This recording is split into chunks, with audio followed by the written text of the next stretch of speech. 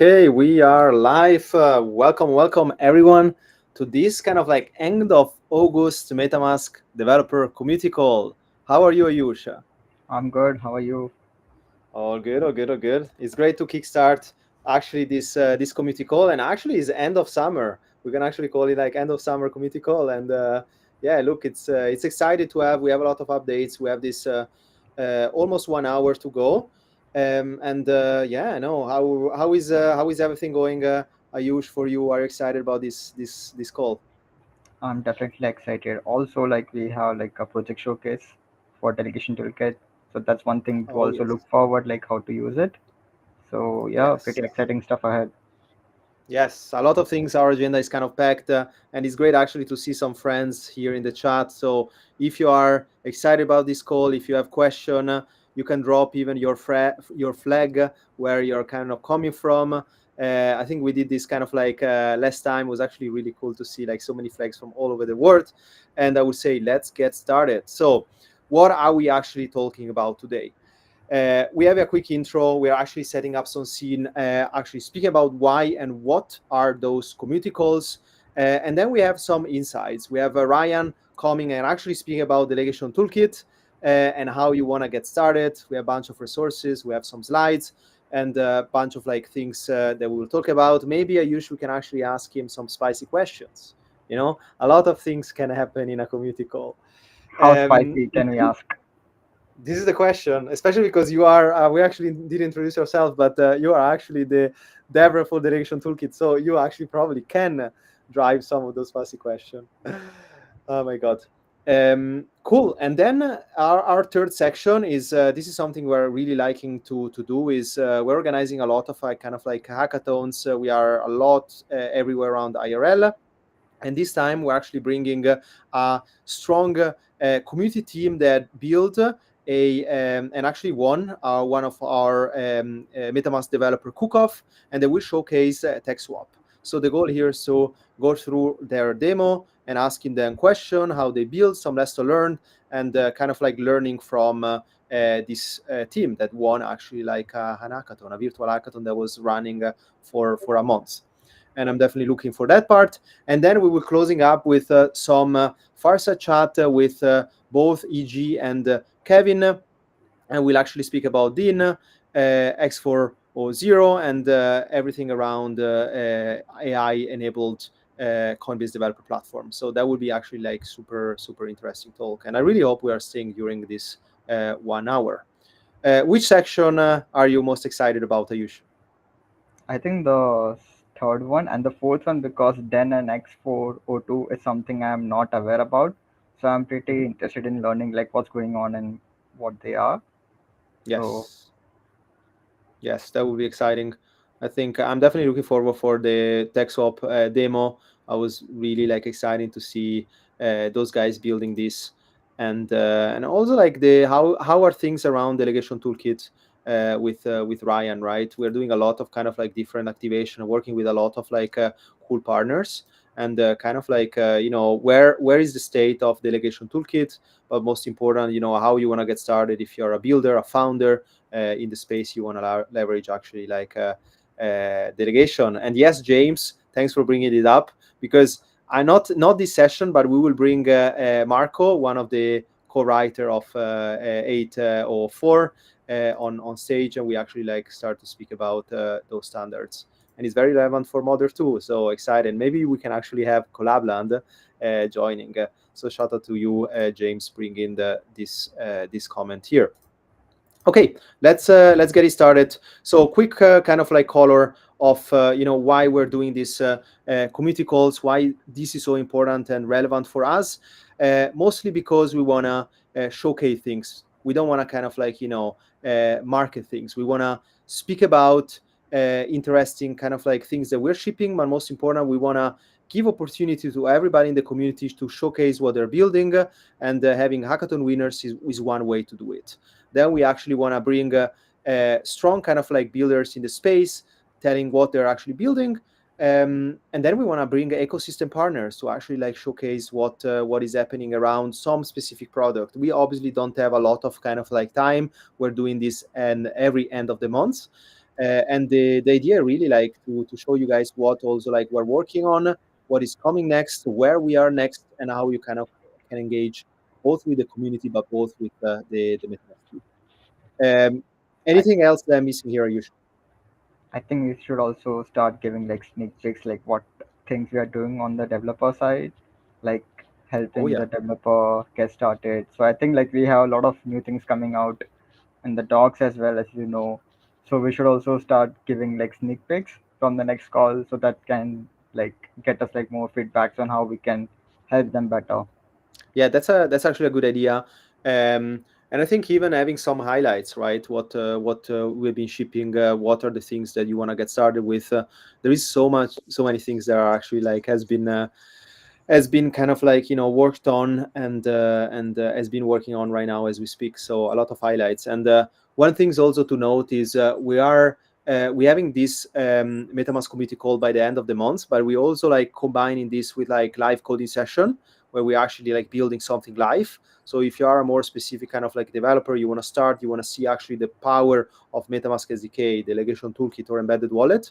This is kind of like the way, and we're always kind of like deploying this on Linea, for example. So there are different ways to kind of like both consume content, but if you even don't have the time, we're always like pushing updates around our docs, new guides, new tutorials. We're revamping a bunch of kind of quick starts. So we are very excited also from the developer perspective to bring a lot of kind of like innovation and new way to learn. So I would say let's get it started with our first session. And for now, I will bring Ryan on the floor with a full costume, kind of virtual background. This is new. Welcome, Ryan. Hey, thanks guys. Yeah, I just made it like 5 minutes ago. So yeah, Nice, Under you like nice. pressure. it? Yeah, it's pretty good. Yes. Uh, no, thanks for having me. For those that don't know, I'm Ryan McPeck. I lead smart accounts at MetaMask, and we have built Delegation Toolkit. And just a quick kind of like TLDR, what Delegation Toolkit is an abstraction library over the smart contract protocol called Delegation Framework. What Delegation Framework is the most powerful EVM permission system. It allows you to share authority of anything you have with another account, and then that account can share authority with another account, and so on and so forth. It's super cool stuff. So what we have going on with Delegation Toolkit is the easiest way to implement that permission system into a DApp. And so to get started with that, go to docs.metamask.io/delegation toolkit. That's going to be your go-to spot to get started. We have quick starts. We got this. I really think the CLI is kind of like the quickest way to go because you can go from terminal to a starter scaffold app super quick. But for those that are used to like Scaffold ETH, we have an extension on Scaffold ETH as well that you can get started with. Some quick highlights of like where we're headed and what we have going on so that you guys will build with us is not only do we have like the delegation toolkit going on where you can embed MetaMask smart account and then unlock those huge permission systems that allow you to share authority.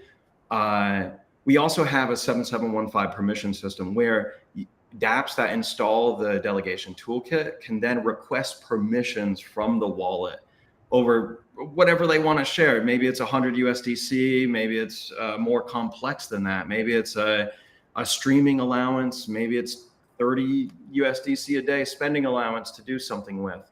And I'm really excited to announce that we're currently in audit for our expected outcomes enforcer. And now what's really cool, guys, with that is it kind of is the block point for in our intent-based permission system. So not only can we do, hey, give me 100 USDC, we can also get more granular and say, hey, I'll give you 100 USDC if and only if I receive 1 million tokens in return or something. And now you have an intent. And I think it's really topical that we have X402 on here talking about AI agents and whatnot. That's kind of like the meta right now. It's a super exciting space. And in my talk at ETC, I kind of went into this. what the future that we see with AI agents is not total value locked, right? Like right now we're kind of like, oh, you have to fund your AI agent. You go to a DApp and then you deposit funds into this DApp and then you hope the AI agent does what you need it to do, right? And those funds are under the agent's control during that time. What we see as a superpower with our permission system and delegation toolkit is you can have total value unlocked, right? The tokens stay within your account, your MetaMask smart account, while you can still permission all these AI agents, right? And you can permission multiple AI agents with the same funds at the same time, right? Which is a superpower because now I have all these different AI agents working for me. And it's kind of like a game. The first one to fulfill it, the best wins. And why we kind of like take away the trust of that AI agent is again circling back to that intent-based permission, right? I can give a permission to an AI agent that says, here's my funds, but you can only use those funds if and only if I receive this in return. And now it's atomic. So if that doesn't happen, the agent doesn't fulfill that request, then everything reverts. So yeah, there's a lot of super exciting things going on in the Gator world with Delegation Toolkit, Delegation Framework, 7715, an extension, which we plan to have out at the beginning of October. We're really excited to work with that. And yeah, TextSwap, the winners of our 7715 hackathon are here to demo what they have, which is super exciting. Ryan, is just a quick question. Like, you are also the co-author of Sense N10, right? The framework behind, like, the delegation framework, right? So, what was the rationale behind, like, creating that ERC? Like, what was the thought process that you thought that, hey, we need this kind of ERC in our ecosystem to help, like, developers and, like, build out new experiences? Yeah, great question, man. So here's the thing is like when we were writing this and building this ERC, we didn't want to be too opinionated with our whole framework. Like one approach was we could just standardize the whole delegation framework, right? And we could standardize how caveat enforcers work. And caveat enforcers are kind of like the guardrail to the permission for those that don't know, but really they're just contracts, right? So we didn't want to standardize and be super opinionated about like our specific framework, but we needed something that everyone could use universally to execute permissions, right? And so we saw a few, and this was like two years ago when we were drafting this, we saw a future, you know, where there's going to be a world where there's a whole bunch of different things, maybe not just users, but also agents, maybe agents of agents, maybe a whole different realm that we don't even see right now. And we're kind of getting to that future right now, which is super exciting. But that whole realm will need something to execute some abstract authority, right? And so we wanted to create this minimal interface to execute these permissions without being too opinionated, but it still allows like, hey, if you can prove you have this authority to execute on this account's behalf, then provide it and we'll see about that. And if so, then we'll execute on it. And so that was kind of like the thought process for 7710. I see. And like as you said, like it's an open system. So is it like I only can execute these permissions via MetaMask smart account, or if I'm a smart account provider, I can extend the delegation framework and use it? I mean, I love these questions. It's like you work at MetaMask or something. Yeah. So yeah, what happens is like anyone, this is a completely open system. Delegation framework smart contracts are completely open source. And so you can build your own caveat enforcers or smart accounts or whatever and extend the system. Really, this is all you need to execute a permission to create a root delegation, which means share some sort of authority over your account. You just need a function called execute from executor that allows a delegation manager, which is our singleton contract, to call it. That's all you need. Now, so this works with our 7702 account in MetaMask that we're using for batch transactions and then future 7715 implementation. It also works for 4337 smart accounts and whatnot. Now, the coolest part about this is you can then also build your own caveat enforcers to say you want to execute, do some certain restrictions that we don't have in our code base or whatnot. You can build your own caveat enforcers and plug it into the system. It's completely extensible. And then the third part is like to execute a permission. That means if I give you a permission, you could be a smart contract, you could be a smart contract account, you could be an EOA. There's really no restriction on who can execute a permission. And we designed it that way to be flexible because we see that probably there's going to be a future where a lot of people are executing transactions still through a relay system like an EOA or an AI agent. The easiest way to own an AI agent to control the system is through a private key, so an EOA essentially.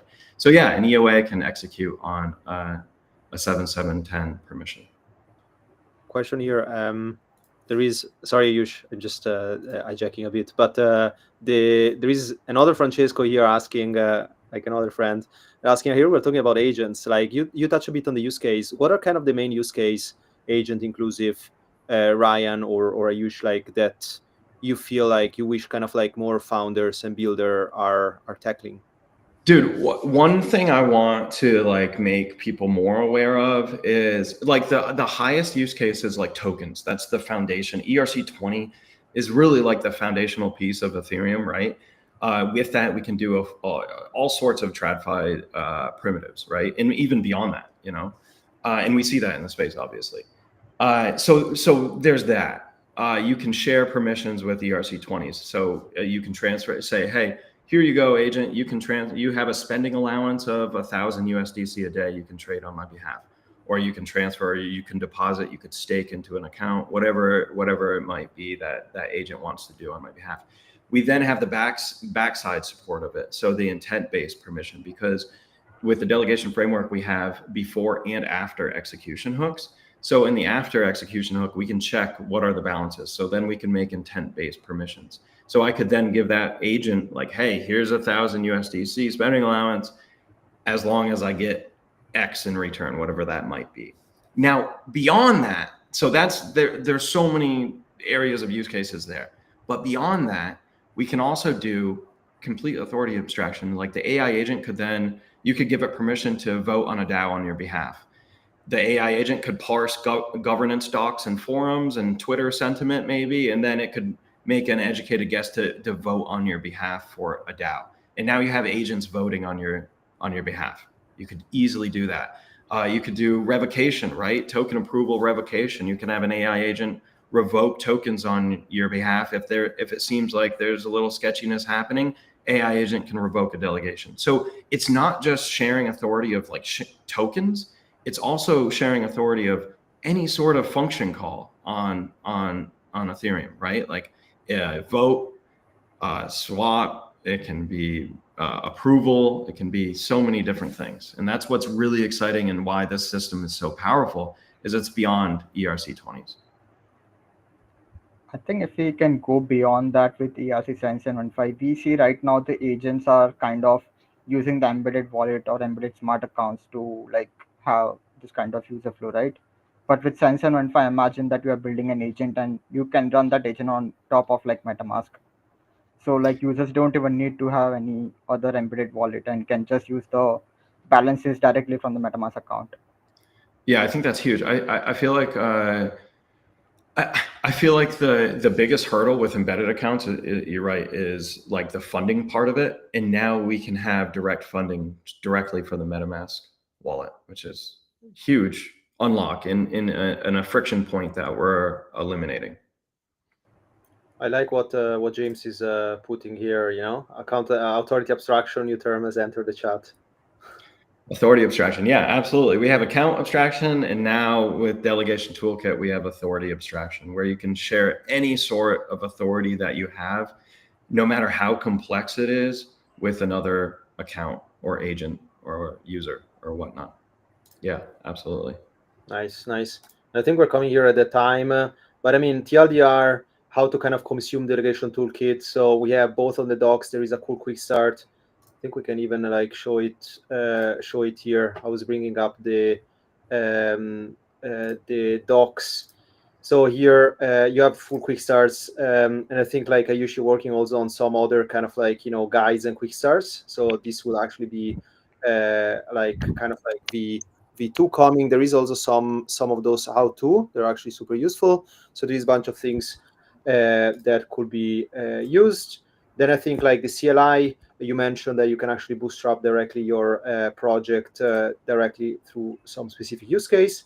And I think we're working on one, obviously, like is the ETH scaffold extension. We also announced, when was it, like a couple of like months ago or something. That's super exciting, and big shout out for all the scaffold ETH guys, especially like Austin and Ada. Everybody's like pushing hard. Kevin too. A lot of folks running this. What else? I think that's everything, right? And we're also planning to run another MetaMask the DTK kind of like hackathon. So this is coming, and yeah, we're planning also a bunch of other things like hacker houses and stuff. So yeah, anything that I'm missing that we can say let's say that. Yeah. You can like give the sneak peek of like new tutorials and like new flow in the development part of the reticket docs, but I think we can let developers find that out. Yes, agree. Okay, sounds good. Thanks so much, Ryan. Also looking forward for like more things are happening around Delegation Toolkit, and we would love to re-invite you, of course, when we have more updates. Yeah, absolutely. Thanks for having me. Let me know when I can come back. Yeah, I'd love to. Sounds good. Awesome, so much. Perfect. Okay. So what is happening next? Let me take out my got in the main screen here. Okay, so right now I think as second and kind of like, let's say, third section, we're bringing up TextSwap. So just for context for people that are joining now, those guys won the MetaMask Dev Cook-Off, one of the last ones, and they actually want to showcase demo what is happening. And so we'll bring Marvin, Ashu, and Money on stage, and I think Marvin will be the one screen sharing and actually running us through the demo. And let me see, Money on the house. There you are. Okay, sounds good. So welcome, guys. It's a pleasure to have everyone here. First of all, the hackathon was 1 month long. Did you guys actually got some sleep? Because normally in a hackathon it's difficult to get it. Yeah, it was definitely a wild ride, but we got it all in the month for sure. Nice. Okay, sounds good. Do you guys want to quickly introduce yourself? Marvin, you wanna start? Yeah, sure. Hey, my name's Marvin. Nice to meet everybody. Really excited to be here and show you what we built for the hackathon. I'm based in New Orleans, but before getting into things, I'll let my partners introduce themselves as well. Yeah. Thanks, Marvin. Hey, everyone. I'm Mani, and I'm from India. I'm a full stack developer and been in the Ethereum ecosystem for 3 years now. And I like to build cool things which are actually useful, and I'm really excited to be here. Yeah, hi everyone. I'm Ashu. I'm from India too, and I'm a full stack developer, working in Ethereum space for around 2 years. Excited to be here. Nice. Super exciting to have you guys. I think like our judging was super tricky. I usually want to say something. I think the fun fact about this team is like they went to the contract level and changed it to make it compatible for their project, which was like another big thing. So yeah, we'll definitely get into that, show you the contract code we touched. Cool. So diving into things, we're TextSwap. We drop these Linktree QR codes throughout if you want to get some links to our project and other resources.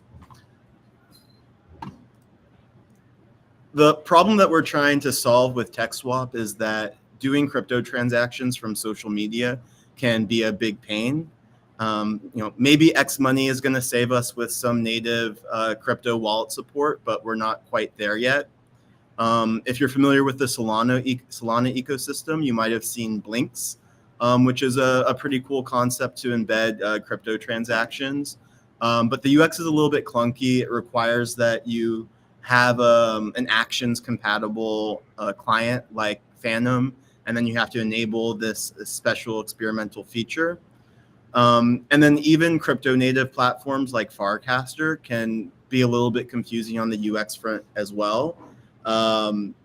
There's a bunch of different wallets that you can integrate into Farcaster. It's not really clear if you're using their native Farcaster wallet or your Web3 wallet, and things can be a little confusing.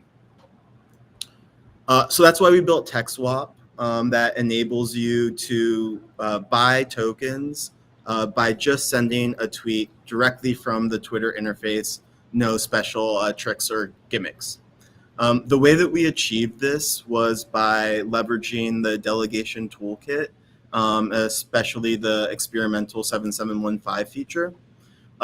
This is a GIF, so sorry, it kind of started midway through. But basically what you're seeing is that a user comes to our DApp. Our DApp requests permissions to spend ERC20 on your behalf. But written into the smart contract code that we'll show you later, the contract's actually forbidden from spending any of your funds unless it gets a zk-TLS proof that you really did send a tweet. Once the protocol gets that zk-TLS proof, it redeems the delegation, moves the funds for you, conducts the swap, and then sends the funds into your wallet. And that's what you're seeing in this screen recording is just somebody coming through. And at the end here, we're showing that the address that's ultimately getting the funds is the same one that's connected to your MetaMask extension. So it's a little hard to see here, but the addresses do in fact match. I know that was a lot to throw at you, so let me go into some of the details. The two main building blocks that we're using, like I said, are ERC 7715 with the Delegation Toolkit. And what's really special about this is that it lets DApp declaratively request permissions from a wallet. And you might be thinking, oh, there's already ERC20 permits, but this lets you do it in a much more nuanced and fine-grained way than you can with ERC20 tokens. And then we're also using zk-TLS, which, like it sounds, is a combination of zero knowledge plus TLS. So this lets you, it's really powerful primitive that lets you prove arbitrary things about an internet session. It basically works by putting a proxy between you and your TLS request.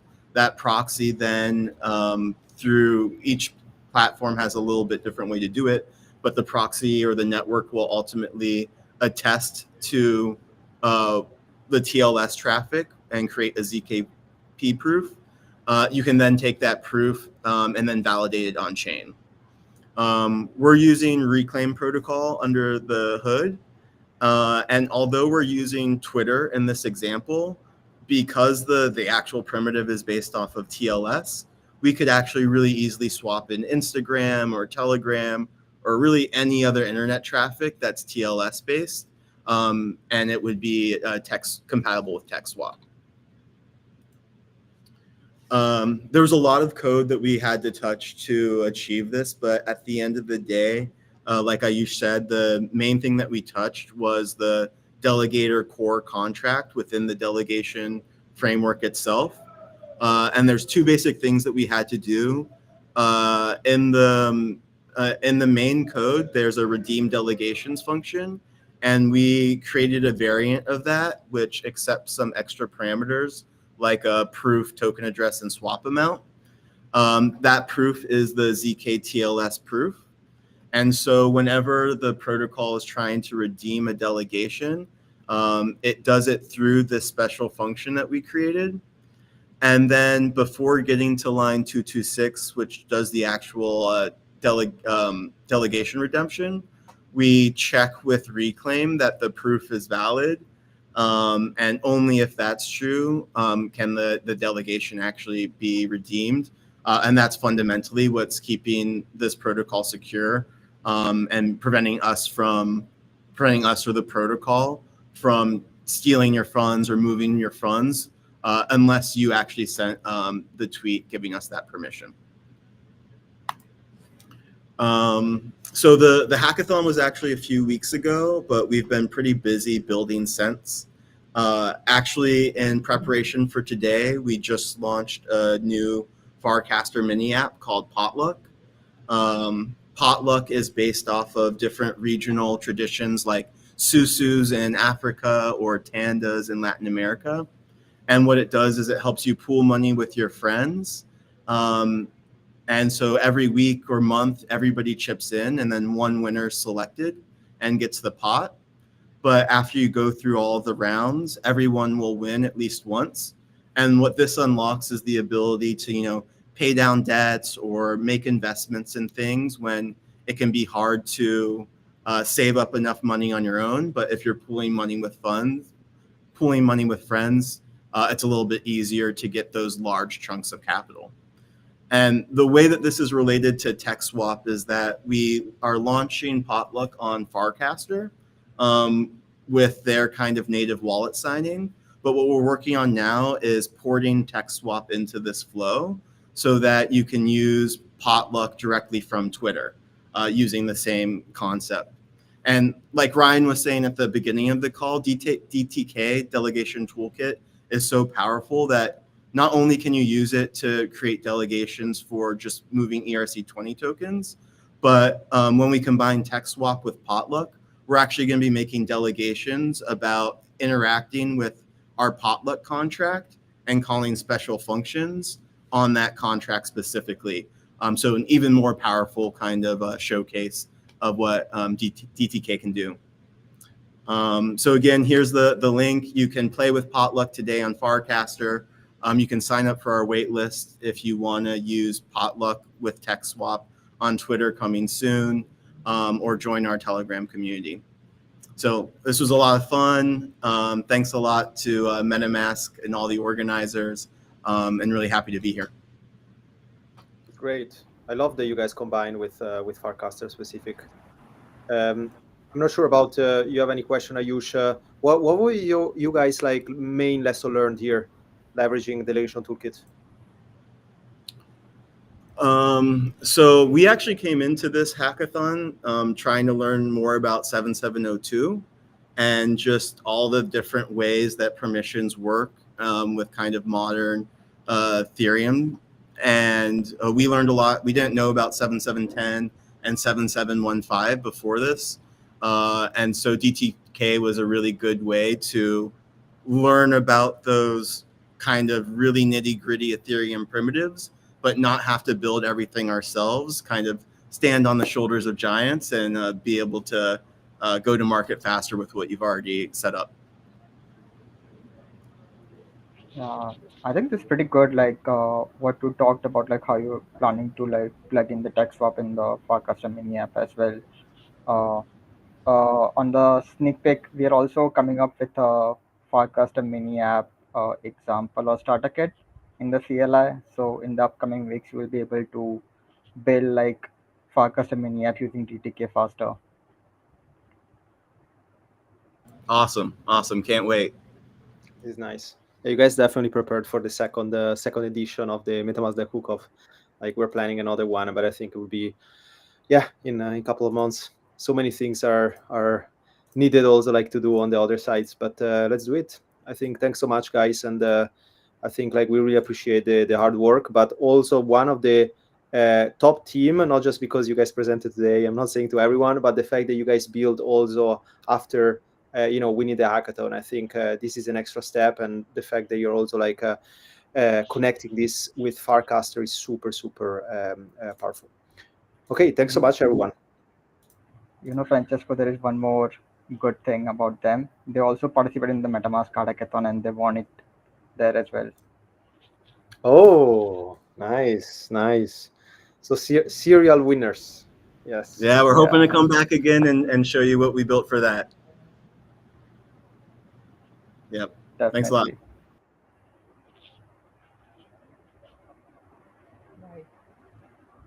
Bye. Looks like Francesco is stuck. Be stuck. I'm back. Welcome back, Francesco.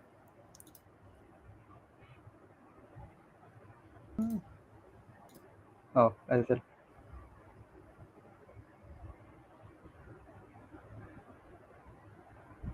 Okay, I think I'm back now.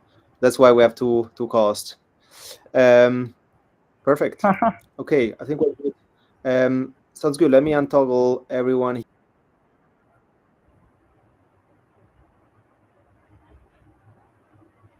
Okay, looks like Francesco is stuck again. Let me get the slides up so we can continue ahead.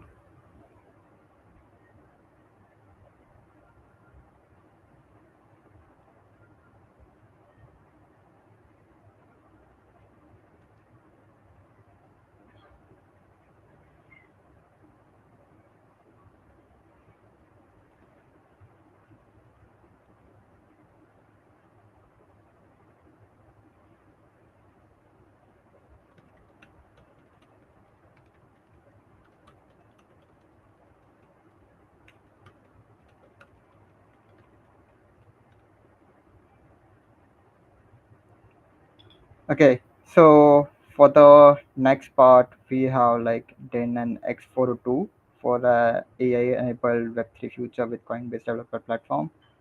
So can we bring the EG and Kevin on the floor? Hi. Hi, Kevin. Hi, EG. Okay. Hi. Hello. Thanks for having me. Yeah, thanks so much for joining in. So it's pretty new for me to hear these terms, X402. So like I'm pretty interested in like knowing like what is it about and like what are you guys building out for the AI agent? Yeah, sure thing. I'll give a quick overview. So I'm Kevin Lafie. I'm with the Coinbase developer platform.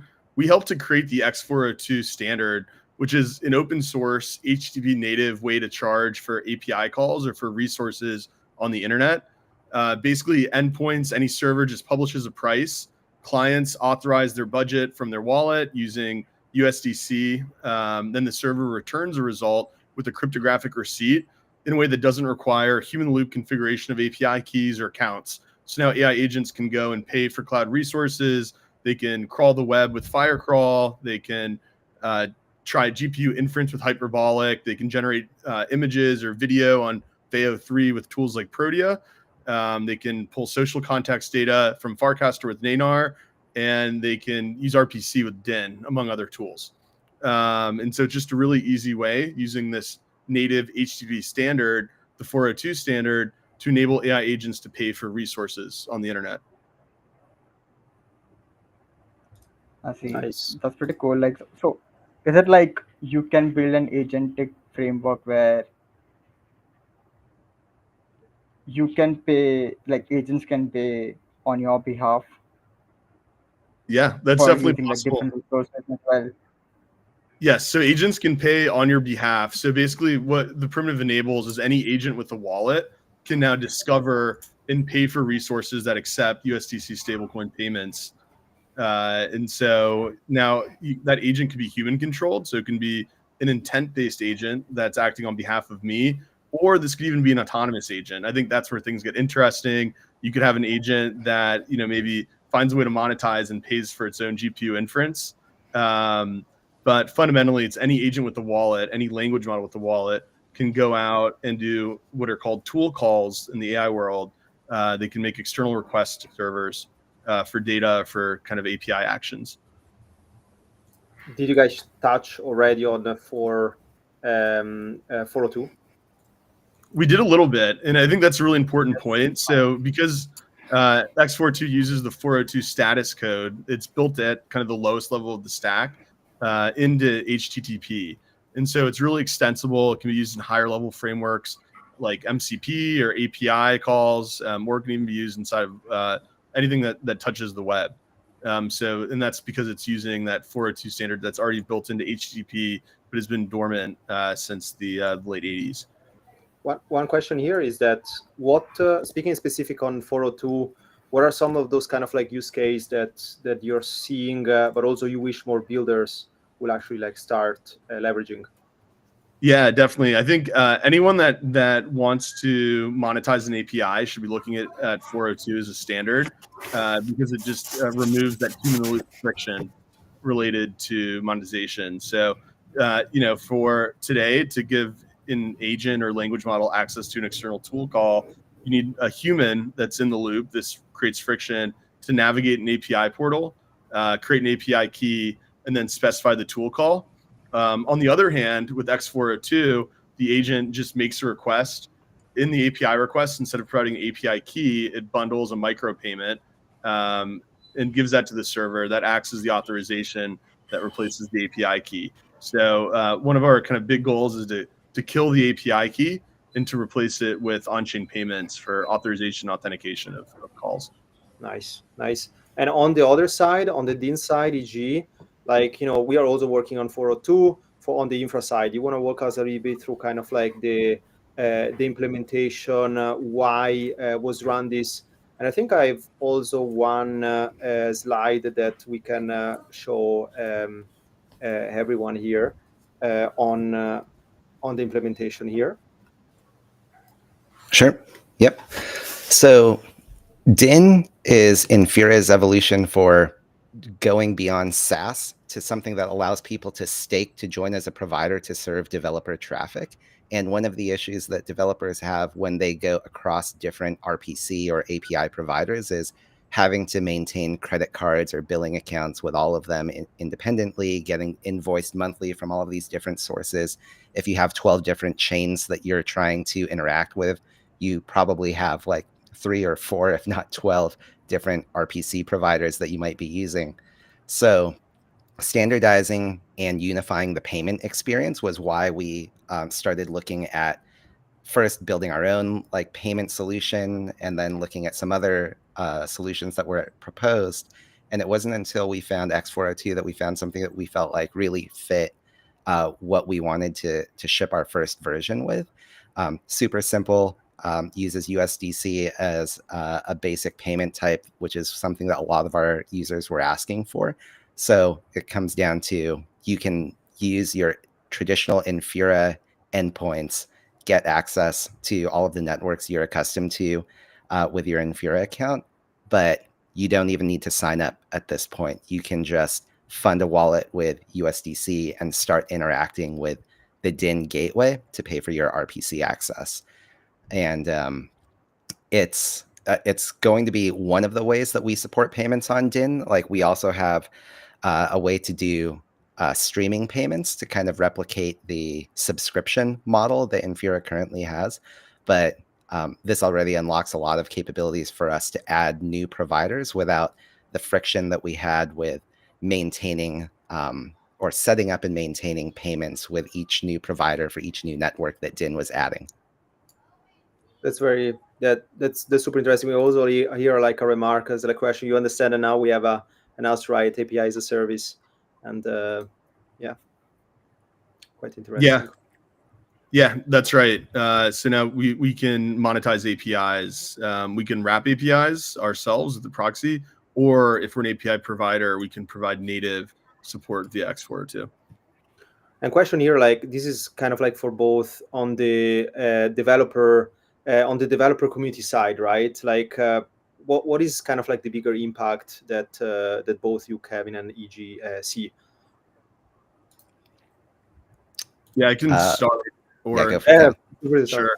Yeah, on the provider side, what you have now is you have instant settlements without kind of the billing operations. There's less fraud. It's you have like less risk of chargeback, and you're creating a paradigm that's, to use the vending machine analogy, which is often used in Ethereum.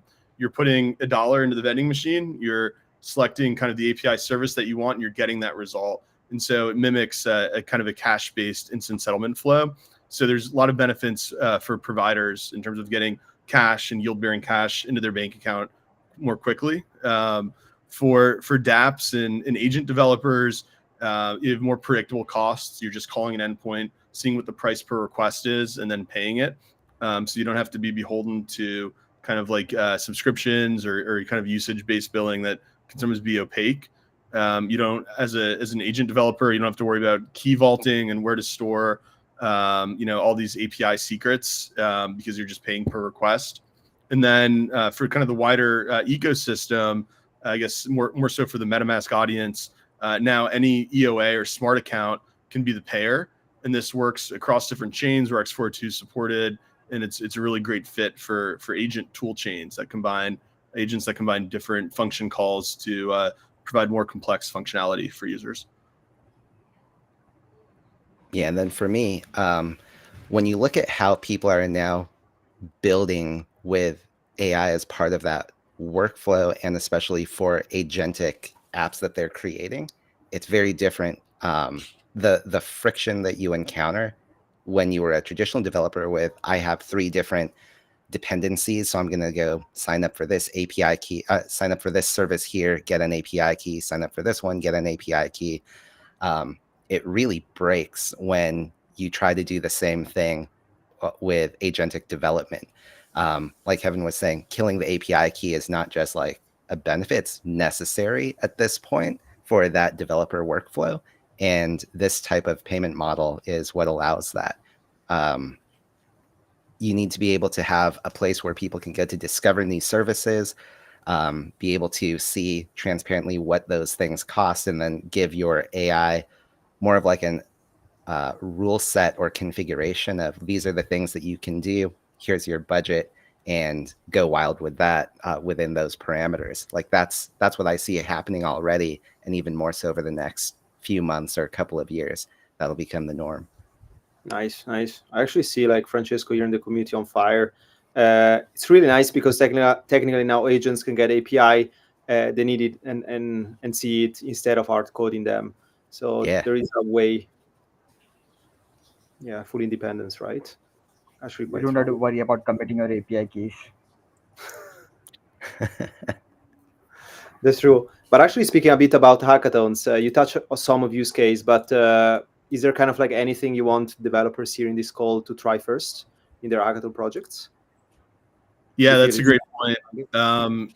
I think a good place to get started is the X42 proxy, which lets you wrap existing endpoints. And so you could wrap an API endpoint or maybe an S3 bucket and create an agent that makes a request maybe against like a coding data set. And we're looking for use cases that show improvement in task completion for agentic tasks using external data or external API calls to make that happen. So if you can show that, I think the wider X42 community would be quite pumped. Nice. Yeah, and then nice. for us, there are 3 networks that DIN already supports using X402. One being Base, Mainnet Ethereum, and the Blast L2. So if anybody needs access to those 3 networks, you can already start using it. The link is on our DIN page. I'll drop it in the chat momentarily. And we're going to be adding that support across all of the networks that DIN supports. We now support over 30. But those were the ones that we started with. I like to touch a bit on the future here, EG, and so like speaking a bit about kind of like in the next year. So how do you see kind of like those AI agents actually changing the developer workflow? And this could be more like also like thinking about 6 to 12 months. Is there kind of like suggestion that would say do this if you're developing this? Basically like is there anything developers should think about in their engagement? Yeah. One thing is discovery of services is a big one. We've been working on a registry of services that it isn't specific to AI. It's just a general registry on chain that people can look at first to find different RPC providers and services, expanding that out to other APIs. When you point agentic activity at something like that, that discoverability is super huge in terms of unlocking its ability to have creative freedom and going out and solving specific problems without being told like a rough idea of like which services to use to solve those problems. And a lot of other teams out there are working on sections of that as well. Like Coinbase is also working on a framework for discoverability and like a marketplace type specification for discovering things that support X402. And we're going to be tying into that as well. Kevin, did you want to talk a little bit about that? Yeah. So there is a discoverability layer in X402, which is critical, I think, to the ecosystem because it enables agents to find services for task completion. So if they need to pull social data from Farcaster, they can discover the Nanar API and call it, retrieve social data. If they need on-chain data, they can discover the DIN API and do an RPC call to basically call it on-chain data for any kind of a task that requires it. Nice. And a bit like this is a bit too AG as a segue. You know, how do you see kind of like Dean fitting along like the Infura offering and the kind of like the Coinbase developer platform? I think it's already fitting together really nicely. There are APIs that Infura now supports that our team itself didn't stand up the infrastructure for, that DIN allowed us to offer APIs from other providers in a way where the developer experience and the payment experience was feels unified, and it isn't high friction to maintain for those developers. And I always talk about the collaboration on specifications being really important. Like back in the day, it was just collaborating on the JSON RPC specification that never really got to a formalized specification, but collaboration on that to make sure people aren't reinventing the wheel, that we're building off of each other's work, continues to be one of the best places for us to work with Coinbase. Nice. And I was actually, I asked the question about, what you wish that people actually build, right? And now I actually like ask the retroactive aspect, like, we actually saw already some of those 402 implementation at Hackathon. Do you want to kind of like highlight some of those use case and kind of like builds just to share for people, like, so they have some examples? Yeah, sure thing. Let me share a link to a thread that highlights some of the hackathon contributions from the last 2 weeks from Code NY in Brooklyn, which DIN was a co-sponsor of, as well as Ethan Y in Manhattan. So let me just pull that up and I'll share that with the chat in a moment. Can you go share the screen? Just post a link, but a lot of really cool examples. One that comes to mind was a product that was called Debate AI, where I basically have a competition and say, okay, what's the best, I don't know, pizza a place in New York City. I record a monologue, someone else records a monologue, that gets transcribed using Whisper, and then an AI actually acts as the judge to decide which argument is the most compelling for, in this case, the best pizzeria in New York. So that was kind of a cool demo that used X402, and there are a lot of great ones as well. So I would love to know what is the best pizzeria in New York, actually.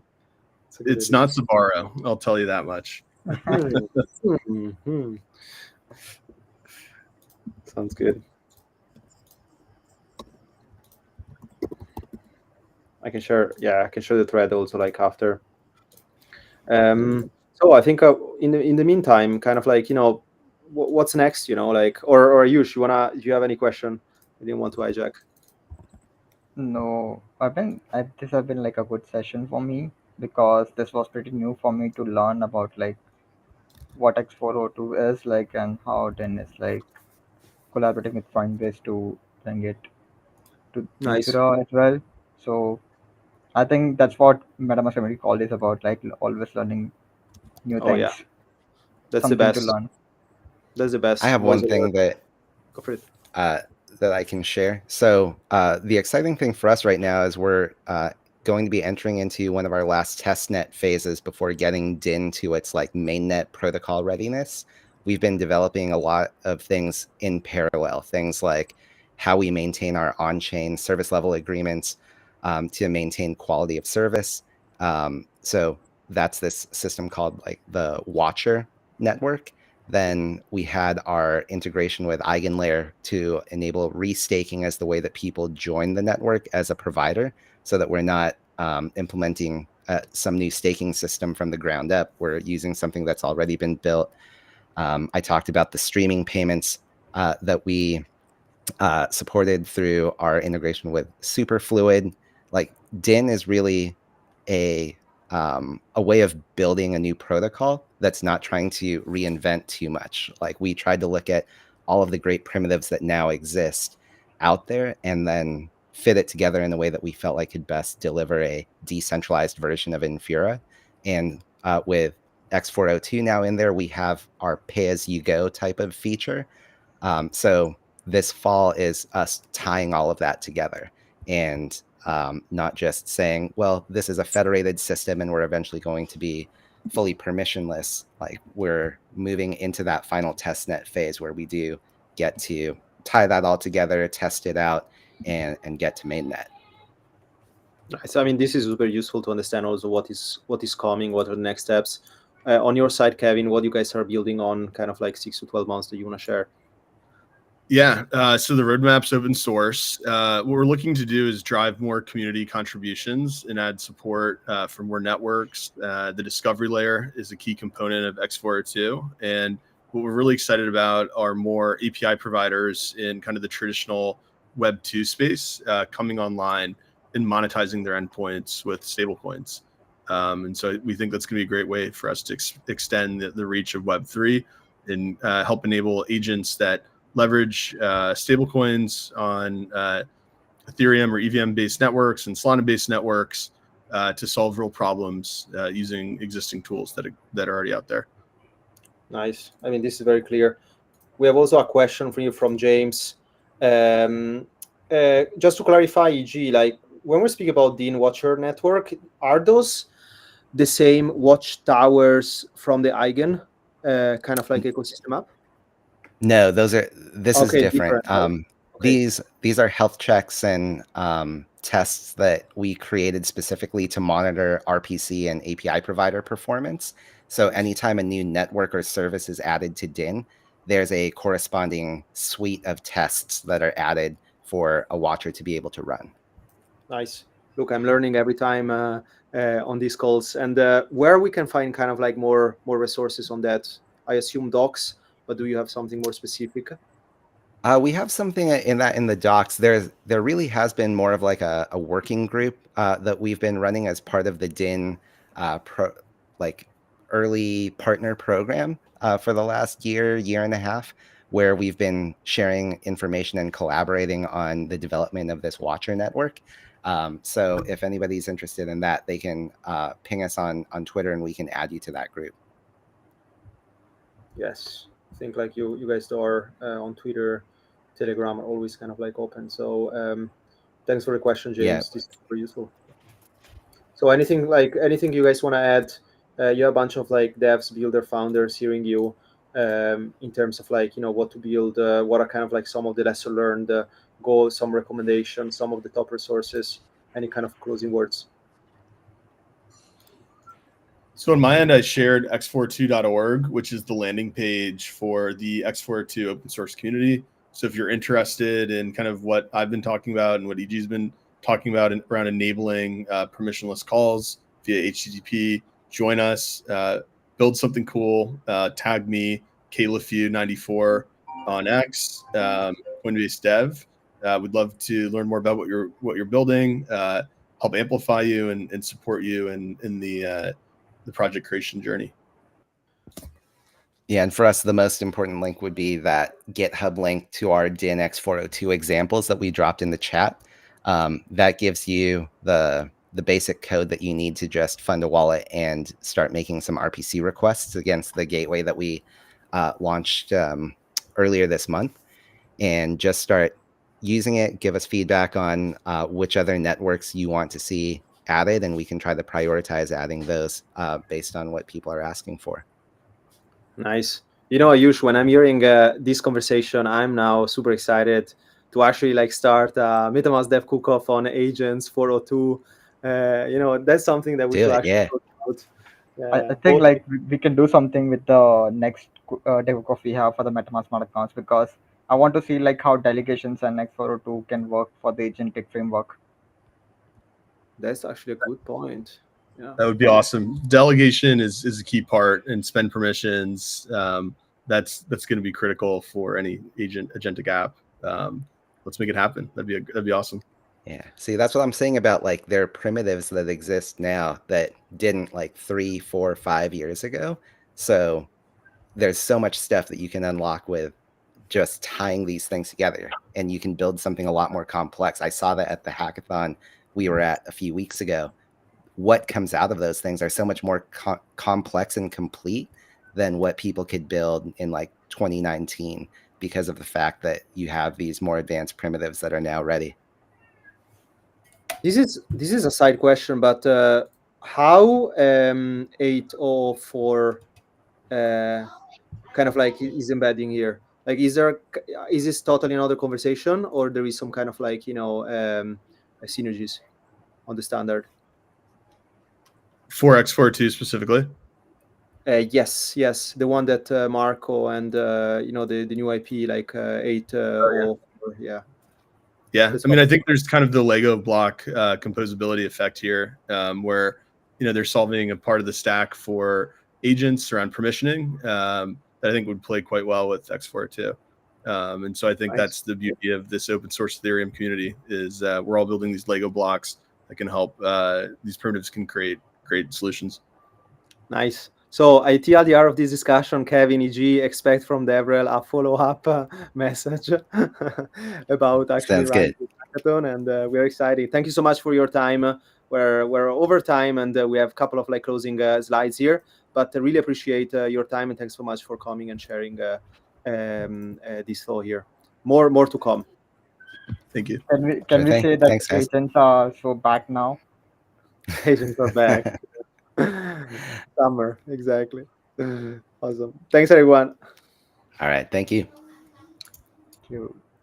Okay, so I think agents are back. I don't think this is just agent summer, maybe also agent winter. I think actually it's very, very good idea that we should actually like leverage the smart account kind of hackathon and bring kind of like 402. I think that would be an interesting kind of like use case adoption. So yeah, so James, we hear you. You are definitely like super excited on that topic, and I think also leveraging your stack could be like a good candidate actually to hack on.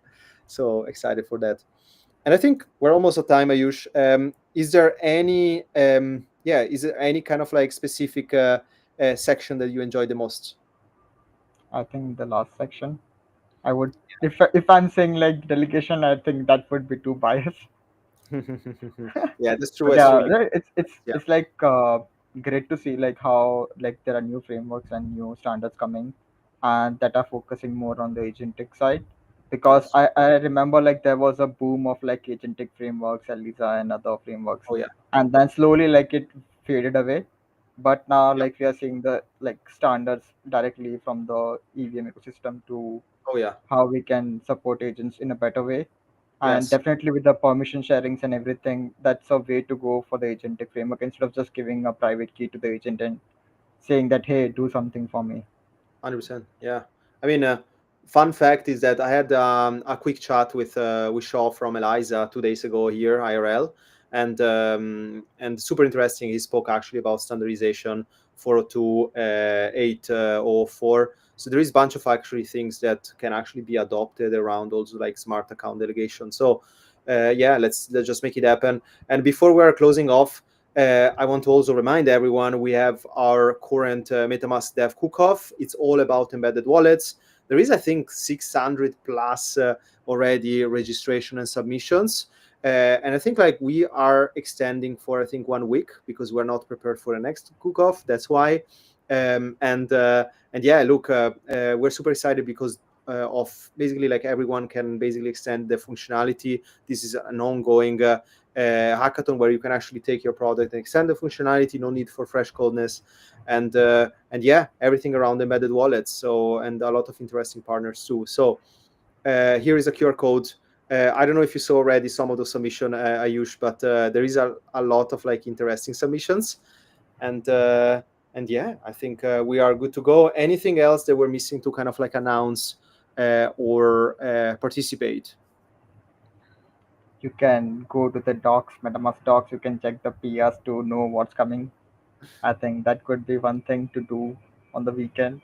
Oh yes, fun things. Apart from like learning like X402.